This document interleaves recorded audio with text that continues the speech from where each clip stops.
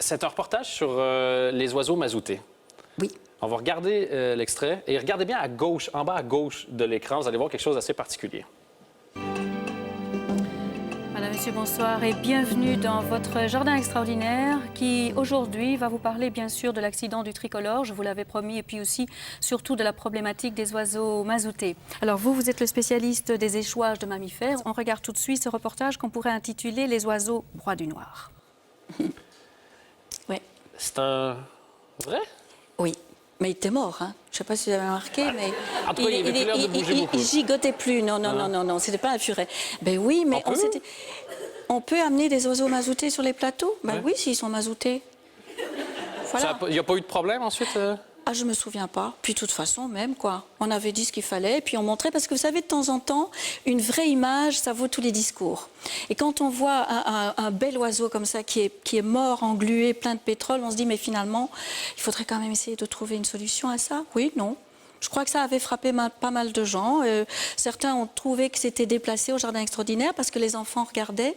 Et on m'a souvent dit, mais comment est-ce que vous osez montrer des images comme celle-là? Il y a des enfants qui regardent. Mais je prévenais toujours. Quand il allait y avoir des images dures, je disais toujours, faites attention si vous avez des enfants ou des personnes sensibles dans le salon.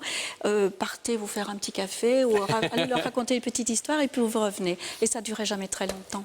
Bien, justement, en parlant d'images un peu sensibles, parce qu'avec les reportages que vous avez diffusés, vous avez aussi changé les choses par moment. Et là, les images qu'on va voir, d'ailleurs, on va en reparler dans l'émission dimanche soir sur la Une, c'est des images extrêmement dures. Je vous préviens, c'est pas une blague, ça. C'est vraiment extrêmement dur sur les cuisses de grenouille.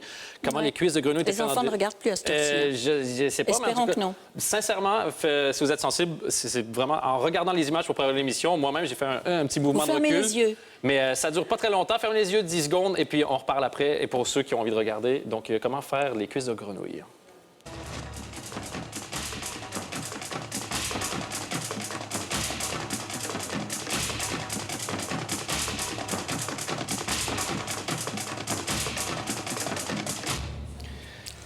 Donc ça, c'était diffusé à heure de grande écoute. J'ai regardé notre public, hein. Ouais. Ils ont presque tous regardé.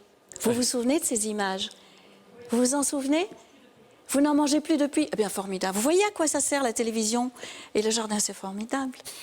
Mais, bon, maintenant, les cuisses de grenouille. Celle-là, ça s'était passé en Ardennes.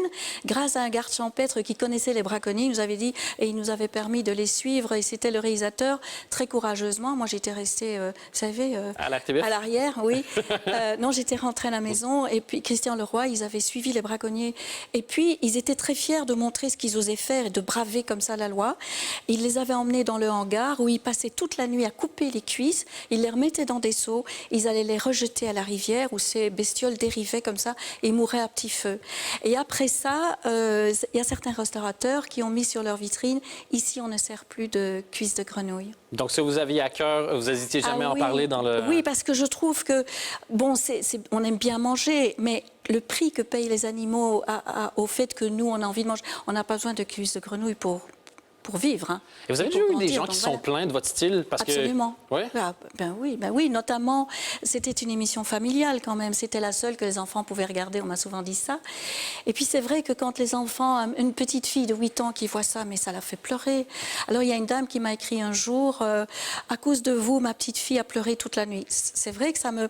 Et c'était toujours des discussions. Est-ce qu'on montre, est-ce qu'on montre pas les massacres des bébés phoques sur la banquise, les ours qu'on charcute en Chine pour attraper leur bile, pour prendre leur bile, parce que c'est soi-disant, ça a soi-disant des vertus. Alors on montre pas. Mais si on veut que ça change, je trouve qu'à un certain moment, il faut montrer, il faut créer un choc. À partir de ça, on peut réfléchir et se dire, est-ce que j'en ai vraiment besoin? Et puis voilà, c'est aux téléspectateurs de choisir. Et est-ce que des remarques vous ont empêché de faire ce que vous aviez envie de faire par moment? On a parlé en coulisses, là. Je vois, mais oui.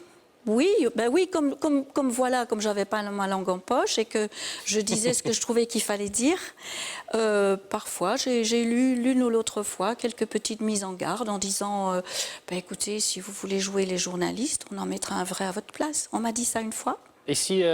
Oui, parce que je suis pas journaliste. Et ça... Ce qui est un avantage parfois pour pouvoir dire ce qu'on veut.